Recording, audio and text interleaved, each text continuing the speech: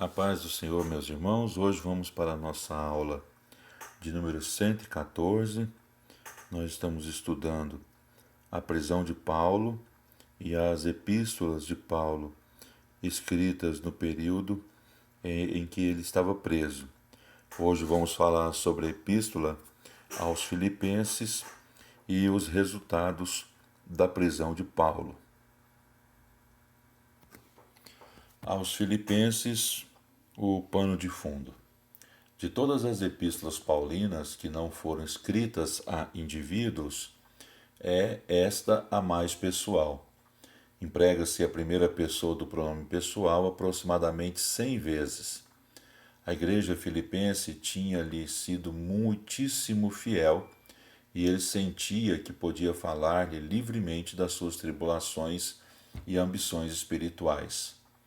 Tinha decorrido quase 10 anos desde que Paulo, Silas e Lucas haviam entrado em Filipos pela primeira vez. À igreja pertenciam muitas mulheres, possivelmente amigas de Lídia, que tinham trabalhado com ela no Evangelho. Algumas delas, como Sintique e Evódia, nem sempre se entendiam. No começo do ministério de Paulo na Macedônia, essa igreja o sustentou, mas à medida que as suas viagens o afastavam para mais longe, os filipenses não fizeram muito a favor dele. A notícia do encarceramento de Paulo em Roma reavivou o interesse dos filipenses, que mais uma vez contribuíram com donativos para atenuar as suas necessidades. Epafrodito levou os donativos da igreja de Filipos para Paulo, mas adoeceu gravemente. Paulo considerou a sua recuperação uma resposta à oração e mandou-o novamente para Filipos com a carta que escreveu, declarando que Epafrodito tinha arriscado a vida para trazer os donativos. A natureza desse perigo não é revelada. Talvez durante sua viagem teria adquirido alguma doença infecciosa. Nós temos aqui o conteúdo da epístola de Paulo aos Filipenses. Em Filipenses, dois temas predominam. Primeiro tema, o Evangelho. O Evangelho é mencionado 9 vezes. Capítulo 1, versículo 5 fala sobre a cooperação ao Evangelho. Capítulo 1, versículo 7 fala sobre a confirmação do Evangelho. Capítulo 1, versículo 12 fala sobre o progresso do Evangelho. Capítulo 1, versículo 16 fala sobre a defesa do Evangelho. E capítulo 1, versículo 27 fala do comportamento digno do Evangelho. Capítulo 1, versículo 27, novamente, fala sobre lutando unânimes pela fé do Evangelho. Capítulo 2, versículo 22 fala sobre o trabalho do Evangelho. Capítulo 4, versículo 3 diz: lutaram ao meu lado na causa do Evangelho. E capítulo 4, versículo 15 diz: nos seus primeiros dias no Evangelho. Então, a essência do Evangelho em Filipenses mostra o seu aspecto histórico e seu aspecto pessoal. No que diz respeito ao seu aspecto histórico, está no capítulo 2 e versículo 8, onde o versículo diz: obediente até a morte e morte de cruz. O Evangelho anuncia que Cristo morreu historicamente pelos homens. Aspecto pessoal. Filipenses capítulo 3, versículo 9, diz: justiça que vem pela fé em Cristo. O Evangelho anuncia que os homens são justificados mediante a justiça de Cristo. E o segundo tema que predomina é a alegria. As circunstâncias eram desfavoráveis a Paulo, mas ele alegrava-se ao lembrar-se dos filipenses, conforme está em Filipenses capítulo 1 e versículo de número 3. Por Cristo ser pregado na cruz, capítulo 1 e versículo 18. Pelo crescimento da humildade entre os seus seguidores, capítulo 2, versículo 2.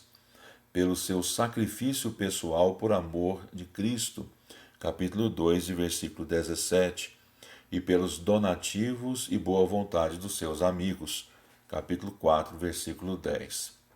Em Filipenses há uma alegria tremenda que contrasta com o pano de fundo sombrio existente.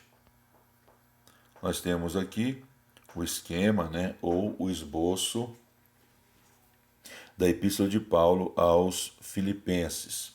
O tema é a epístola pessoal. Nós temos aí 6 divisões.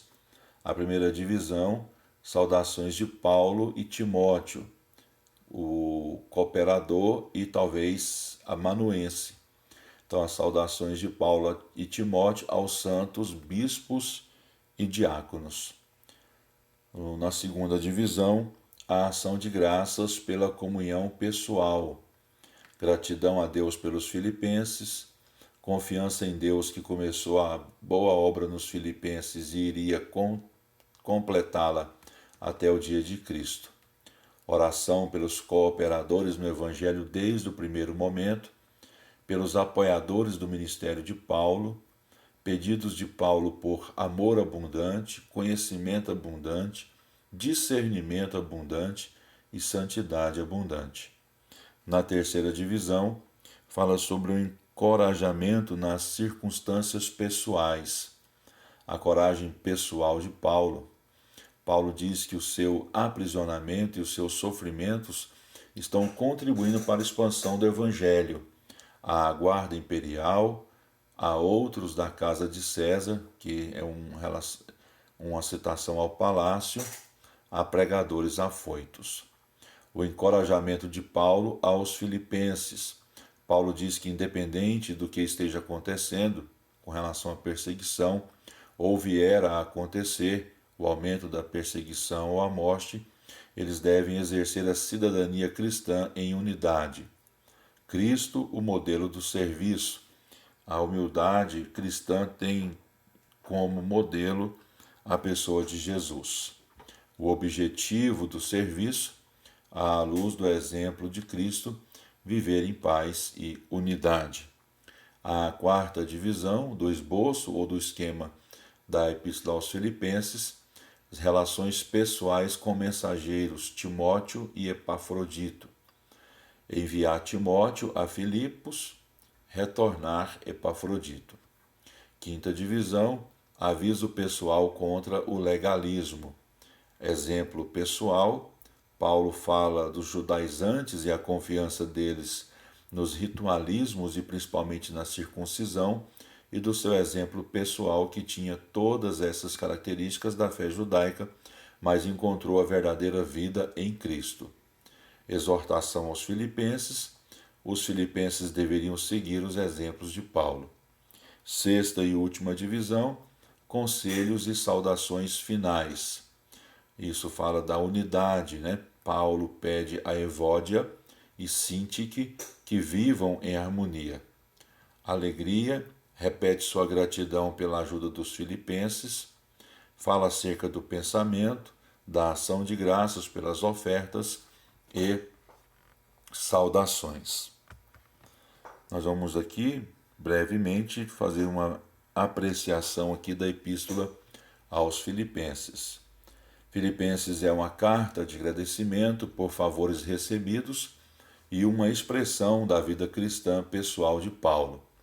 Os dois trechos de maior relevo nesta epístola, capítulo 2, versículo 5 até o 11, que fala da doutrina do kenosis, do esvaziamento, e capítulo 3, versículo 2 até o 15, que fala sobre o trabalho dos judaizantes versus o trabalho de Paulo.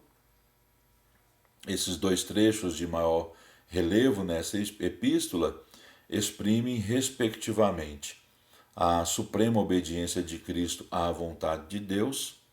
Essa passagem foi escrita parenteticamente para exemplificar a natureza da humildade a qual Paulo exortava os filipenses, e a suprema paixão do seu servo Paulo de atingir o objetivo para o qual Cristo o havia chamado.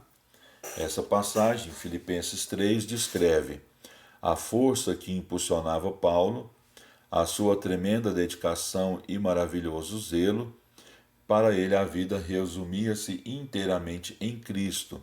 Ganhá-lo, conhecê-lo, ser achado nele, atingir o alvo nele posto, exigiam toda a atenção de Paulo.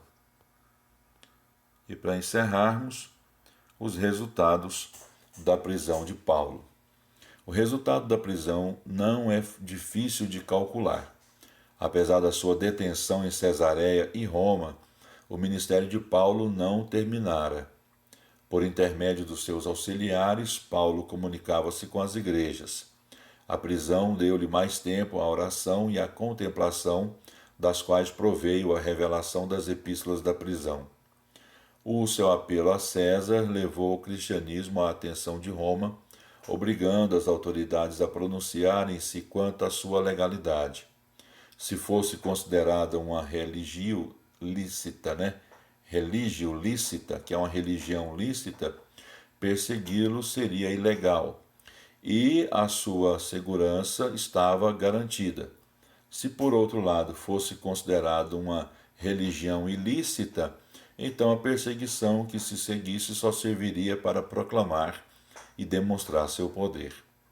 Na década da missão aos gentios, 46 a 56 depois de Cristo, e nos 4 anos da prisão de Paulo, a igreja saiu de debaixo do judaísmo e formou as suas próprias fileiras como movimento independente.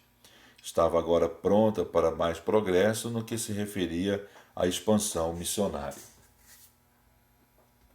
Então termina aqui a nossa aula e que Deus possa abençoar a vida de cada um de vocês.